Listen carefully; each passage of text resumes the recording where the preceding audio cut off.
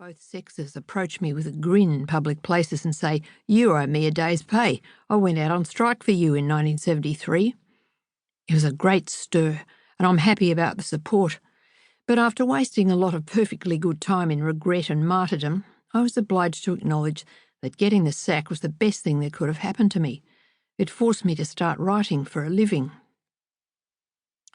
I worked for, or more correctly, I was part of the collective that produced the counterculture magazine The Digger for a couple of years in the early 70s. Then I caught hepatitis. I went home and got into bed and stayed there, expertly cared for by my housemates, for weeks. I read War and Peace. Somebody brought me the stories of the Russian writer Isaac Babel. When I read, in Lionel Trilling's introduction, that Babel's work had got him offside with the Soviet authorities because it hinted that one might live in doubt, that one might live by means of a question, I put down the book and howled.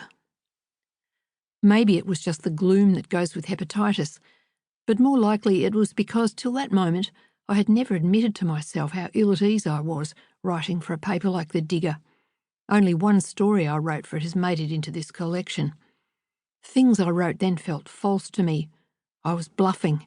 I secretly knew myself to be hopelessly bourgeois. I was also greatly taken by Babel's statement that there is no iron that can enter the human heart with such stupefying effect as a full stop placed at exactly the right point. This, of course, was Mrs. Dunkley's territory, though I failed to realise it at the time, and though she would not have expressed herself so stylishly. Years later, I was reminded that I ought to keep a lid on my passion for punctuation when I bragged to my friend Tim Winton that I had just written a 200-word paragraph consisting of a single syntactically perfect sentence. He scorched me with a surfer's stare and said I couldn't care less about that sort of shit. When I got over the hep, I rode my bike down to Silvertop in Rathdown Street and applied for a taxi licence. But before I could do the test, a communist friend pointed out to me the existence of the Supporting Mothers Benefit and my eligibility for it as a separated mother of a small child. I applied for one of these instead and got it. I still regret that I never drove a taxi. This was the period now loosely referred to as the 70s. The group was paramount. In certain circles, a person could offend by being too articulate. But along with all the absorbing collective stuff, dancing and love affairs and communal households and consciousness-raising groups and women's liberation newspapers and pram factory shows and demos and dropping acid and mucking around all summer at the Fitzroy Baths with the kids, I got a fair bit of solitary reading done.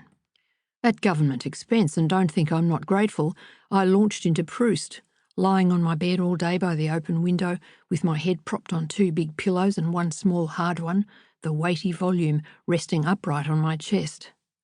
One day, struggling with a Shakespeare sonnet, I got bogged down in its syntax and took it across the hall to a bass player who had a science degree he wasn't using.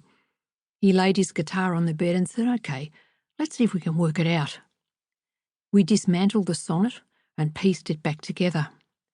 The pleasure of this process was so intense as to be almost excruciating. It felt more illicit than sex. Neither of us ever mentioned it again. More typical of my chosen life at the time was the response I got from a boyfriend when he was sick in bed, and thinking to alleviate his boredom, or my own, I come to think of it, I said to him, "Hey, how about we discuss the nature of good and evil?" "Steady on, Hal," he said, shrinking back against the pillows. So I opened my sewing box and mended his shirt instead, while he watched me fondly and played a little tune on his harmonica. In my diary I wrote a song. It went like this. My charming boy's got a rip in his jacket. I'd take out my needle and thread and attack it if I wasn't hip to this particular racket. In those days there weren't many rackets I was hip to, for all the talk.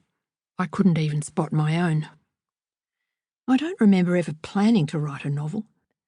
There's nothing like having studied literature at university to make you despise your own timid attempts to tell a story on paper, or even to describe people and houses, or write down dialogue. For years you turn on yourself the blowtorch of your tertiary critical training. You die of shame at the thought of showing anyone.